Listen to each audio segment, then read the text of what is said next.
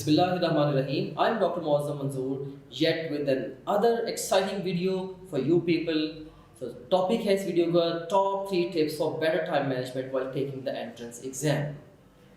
You know, time management is the most important and the most vital skill for exam success. तैयारी के दौरान भी time management और इम्तिहान देते हुए भी टाइम मैनेजमेंट ये अहम तरीन स्किल है अच्छे नंबर लेने के लिए। और आज मैं जो बात करने वाला हूँ, मैं आपको बताने वाला हूँ कि इम्तिहान में बैठ के अगर आपने अच्छे नंबर लेने हैं तो किस तरह से आपने अपने टाइम को मैनेज करना है। इस पॉइंट ऑफ व्यू से जस्ट मैं आपको 3 most important and most vital tips देने वाला हूँ। इन तीनों टिप्स को गौर से सुनिएगा और इन तीनों टिप्स को प्रेफरेबली नोट कीजिएगा और इनको तब तक रिवाइज करते रहिएगा या खुद को बार बार इनको रिमाइंड करवाते रहिएगा जब तक आप इन सबको प्रॉपरली अप्लाई करना ना शुरू कर दें। Alright, so let's start off our discussion and remember the time management is an important skill for exam success. Manage your time very very wisely. So tip number 1 है plan your time and pace yourself accordingly. अपने time को plan करें और उसके accordingly pace करें। Like you should have a good plan कि यार मैंने अपने टाइम को कल या एग्जाम में ऐसे लेके चलना है। फॉर एग्जांपल, अब अगर आपका से 3 आवर्स का एग्जाम है, उसके अंदर अगर आपके 4 सब्जेक्ट्स हैं और किसी सब्जेक्ट में लाइक 60 क्वेश्चंस हैं, किसी में 80 क्वेश्चंस हैं, लाइक किसी सब्जेक्ट के अंदर जो क्वेश्चंस हैं वो ज़्यादा टाइम लेने वाले हैं, किसी में थोड़ा टाइम लेने वाले हैं। आपने पूरे एग्जाम के टेम्परामेंट को अंडरस्टैंड करके आपने बड़ी प्रिसीजन के साथ एक प्लान प्रॉपर तैयार करना है कि यार सबसे पहले मैं ये मजमून करूँगा और इस मजमून के इतने सवाल मेरे इतने टाइम में होने चाहिए, फिर मैं ये सब्जेक्ट सॉल्व करूँगा, फिर ये करूँगा, फिर ये करूँगा। सो बड़ा अच्छा प्लान आपने तैयार करना है। बल्कि बच्चों को एक बड़ी सिंपल सी एग्जाम्पल दिया करता हूँ कि बिल्कुल ऐसे जैसे अगर आपने एक शेर को जिंदा पकड़ना हो तो उसके लिए आपको बड़ा एक्स्ट्रा ऑर्डिनरी प्लान तैयार करना पड़ता है कि यार ये मेरी पेट है, लाइक ये यहाँ मैंने जाल बिछाया है, ये इसको देख के इस तरीके से यहाँ से आएगा और ये यहाँ पे लाइक बिल्कुल इसी तरीके से आपने पूरा एग्जाम को एंटिसिपेट करते हुए एक अच्छा कॉन्क्रीट प्लान तैयार करना है, खास तौर पे टाइम को लेके, राइट। और उस प्लान को पहले तैयार करें, फिर रियल एग्जाम में जाने से पहले उसको मल्टीपल टाइम्स प्रैक्टिस करें, क्योंकि जब आप पहली दफ़ा प्लान तैयार करेंगे उसमें कहीं ना कहीं फ्लॉज होंगे। फिर जब बार बार आप उनको प्रैक्टिस करेंगे, अपने उस प्लान को प्रैक्टिस करेंगे, आपकी वीकनेसेस आपके सामने आ जाएंगे, right. So keep practising until you perfect it, right? So you will have to perfect the art of time management for sake of your exam if you really want to score well on your exam. So ये पहली tip है कि अपने time को भाई plan करें और उसके अकॉर्डिंगली अपने आप को पेस करें। याद रखना, एग्जाम को बहुत जल्दी अटैम्प्ट करने में कोई कमाल नहीं है और इस बात में भी कोई कमाल नहीं है कि आपने 200 में से मे बी 180 क्वेश्चन सही कर लिए हैं और आखिरी 20 आपने छोड़ दिए। इसमें भी कोई कमाल नहीं है, राइट। सो आपका कमाल इस बात के अंदर है कि टाइम ही नहीं बचा। आपका कमाल इस बात के अंदर है कि अपने टाइम की पूरी लेंथ को यूज़ करते हुए मैक्सिमम स्कोर के लिए फाइट करनी है।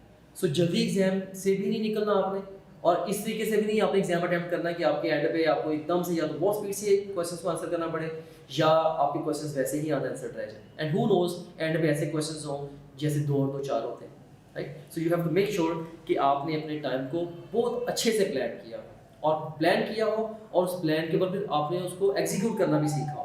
ये बड़ी इंपॉर्टेंट टिप है। एंड टिप नंबर 2, ये भी बड़ी सिंपल सी टिप है लेकिन ये भी इंपॉर्टेंट है। Attempt easier subjects first and then tackle the harder ones. खास तौर पे अगर आप एमसीक्यूज बेस्ड एग्जाम के ऊपर जा रहे हैं तो आप पहले ईजियर सब्जेक्ट्स को अटेम्प्ट करें फिर हार्डर वंस को।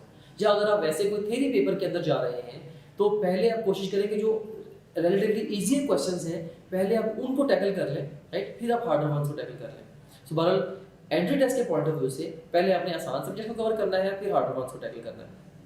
और इसकी एक रीज़न है कि बेसिकली अब देखें कि जो ईजियर सब्जेक्ट्स होते हैं वो बड़ी दफ़ा वो उनका पर क्वेश्चन टाइम थोड़ा लेते हैं। लाइक अब जैसे मैं आपको सिंपल तरीके से समझाता हूँ। ऑन एवरेज आप ये कह रहे हैं कि most of the entrance exams में एक क्वेश्चन के लिए जो टाइम मिलता है ये मिलता है तकरीबन 40 से 50 सेकंड। ऑन एवरेज जनरली ऐसे होता है, राइट। बायोलॉजी का एक क्वेश्चन ऑन एवरेज तकरीबन 15 से 20 सेकंड लेता है।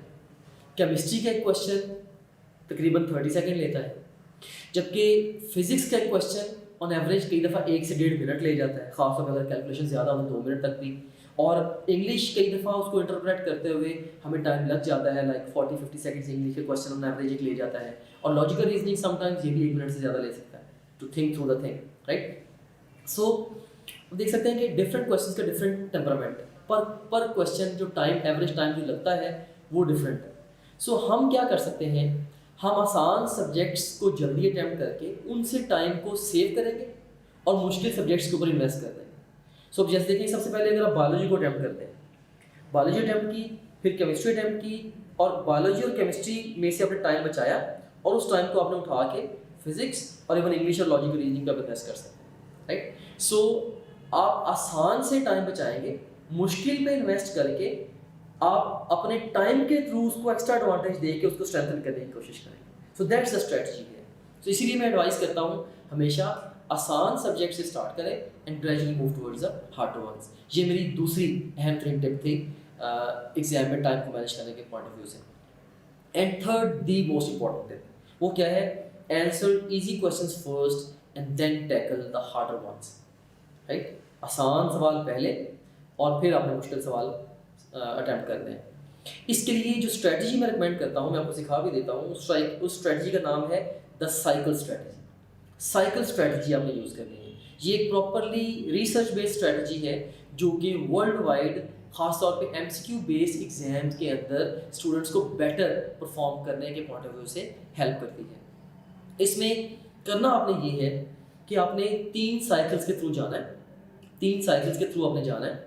सो लाइक देखिए, अब एग्जाम के पॉइंट ऑफ व्यू से आपके जो क्वेश्चंस हैं ना वो 3 तरह के। एक वो क्वेश्चंस हैं जो कि ईजी हैं, एक वो क्वेश्चंस हैं जो कि डिफिकल्ट हैं, और एक वो क्वेश्चंस हैं जो कि वेरी डिफिकल्ट है। इजी क्वेश्चन मतलब बिल्कुल आपने एक क्वेश्चन को पढ़ा, स्टेटमेंट पढ़ी, ऑप्शंस पढ़े, yes this is the answer, ये इजी है। डिफिकल्ट क्या है, may be A is answer, may be D, I am not sure, तो ये अ बिट डिफिकल्ट है।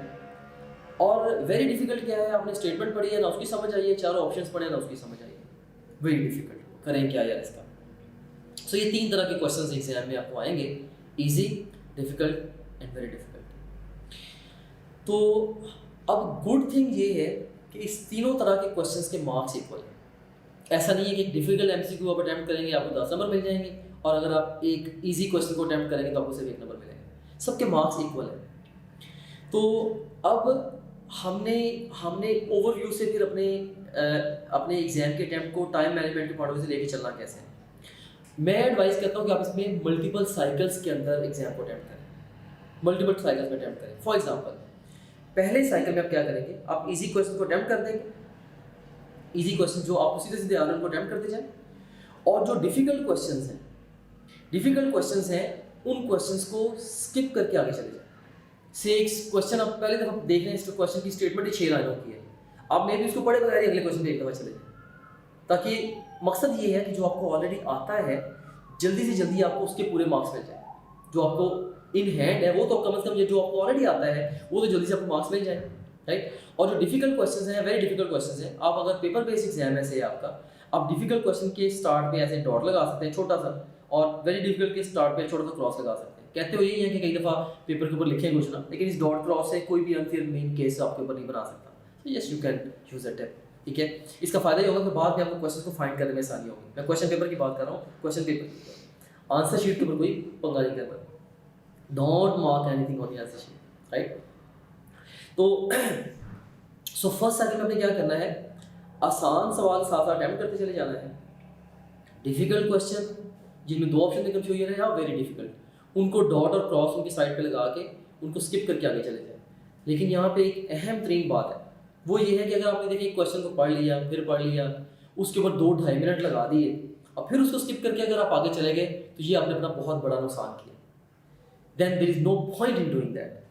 ठीक है, इन द फर्स्ट साइकिल, ये बहुत इंपॉर्टेंट टिप मैं आपको दे रहा हूँ, in the first cycle when you are attempting an MCQ based paper, if any question on the exam, it takes more than 40 seconds, any question, it takes more than 40 seconds, either pick your best answer or skip the question and move to the next question.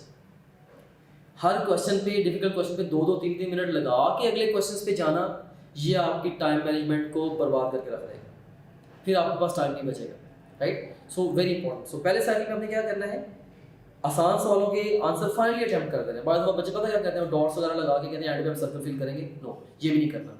आपने आसान सवाल finally attempt कर देना है, पूरे confidence attempt करते चले जाएं, और जो डिफिकल्ट है उनके साइड पे डॉट लगा दें, और जो वेरी डिफिकल्ट है उनके साइड पे क्रॉस लगा दें, ताकि सेकंड साइकिल में आप सारे डॉट वाले क्वेश्चंस और थर्ड साइकिल में आप सारे के सारे जो क्रॉस वाले क्वेश्चंस हैं, यानी कि डिफिकल्ट और वेरी डिफिकल्ट क्वेश्चन रिस्पेक्टिवली, आप इनको अटेम्प्ट कर पाएंगे।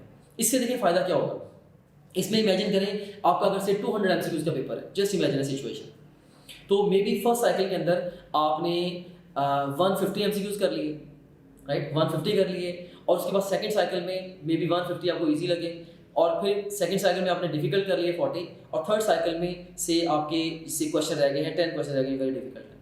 चांस ये था कि आपके वेरी डिफिकल्ट गलत होने थे, आपने इजी से बहुत सारा टाइम बचाया, मे बी इजी क्वेश्चन आपका पर क्वेश्चन 30 सेकंड ले रहा है, आप डिफिकल्ट के ऊपर आ गए, डिफिकल्ट क्वेश्चन आपका एक डिफिकल्ट क्वेश्चन में भी आपका 1 मिनट ले रहा है, आपने यहाँ से भी टाइम आपने टाइम बचाया, इधर से इजी क्वेश्चन से कुछ डिफिकल्ट पे मैच कर दिया। अब देखिए एक वेरी डिफिकल्ट क्वेश्चन है, आपको नहीं आता, फिर भी जब आप उसके ऊपर डबल टाइम लगाओगे, there is a good chance कि वो आपके एक तो सही होने के चांसेस ज़्यादा है, और सही होने के चांसेस एक और वजह से भी ज़्यादा है। ये भी आपको मज़े की बात बताऊँ, आपने कभी गौर किया है कि जब आप एमसीक्यू बेस्ड पेपर अटेम्प्ट कर रहे होते हैं, क्वेश्चन नंबर 6 आपने पढ़ा, आपको नहीं आया, आप आगे चले गए, क्वेश्चन नंबर 41 आप अटेम्प्ट कर रहे थे, एकदम आया, ओह 6 का तो ये आंसर है, go back pick the right answer. ऐसा क्यों है? Human brain is a miracle. Allah ताला ने बहुत ही कमाल की चीज़ बनाई है ह्यूमन ब्रेन। हमने जब ब्रेन के थ्रू क्वेश्चन गुजार दिया ना, आगे चले गए, खुद ब खुद दिमाग के पीछे से खिड़की खुलती है और वो सवाल को ऐसे देखती रहती है, इसका क्या करना है भाई, right. So that's how our brain works.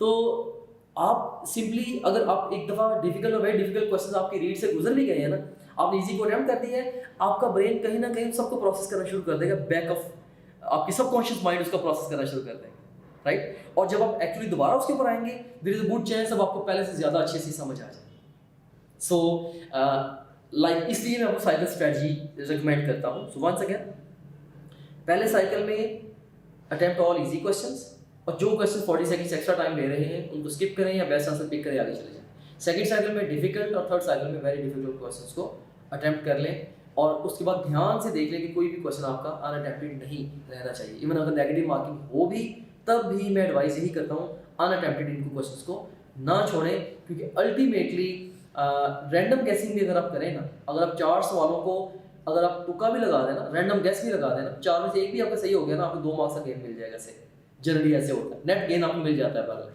जैसे भी है। तो इसीलिए सवालों को अनअटेम्प्टेड छोड़ना मैं एडवाइस कभी भी नहीं करता। So that's all about the time management during the exam. 3 मैंने आपको प्रो टिप्स दी हैं, तीनों अपनी अपनी जगह पे बहुत ही ज़्यादा अहम है। इन तीनों को इम्प्लीमेंट कीजिएगा और इंशाल्लाह ये आपको एग्जाम में बहुत अच्छे से पे बैक करेंगी। लेकिन इस स्ट्रेटजी को इम्पॉर्टेंट ये है कि फर्स्ट टाइम आपने एग्जाम में बैठ के प्रैक्टिस नहीं करना। लाइक कोई कभी भी एग्जाम में एकदम से नई चीज़ ट्राई नहीं करते। लाइक आप एग्जाम में वही करते हो जो आपको पता है कि yes it works for me, right. So इसके पॉइंट ऑफ व्यू से मैं आपको यही एडवाइस करूँगा कि अभी से, आज से ही टाइम मैनेजमेंट की इन टिप्स को अपने टेस्ट के लिए प्रैक्टिस करना स्टार्ट कर दें, ताकि जब आप रियल एग्जाम में जाके बैठें, आप इनको यूज़ करके अपने लिए मैक्सिमल स्कोर के लिए फाइट कर सकें। Wish you good luck for your exam. Thank you very much.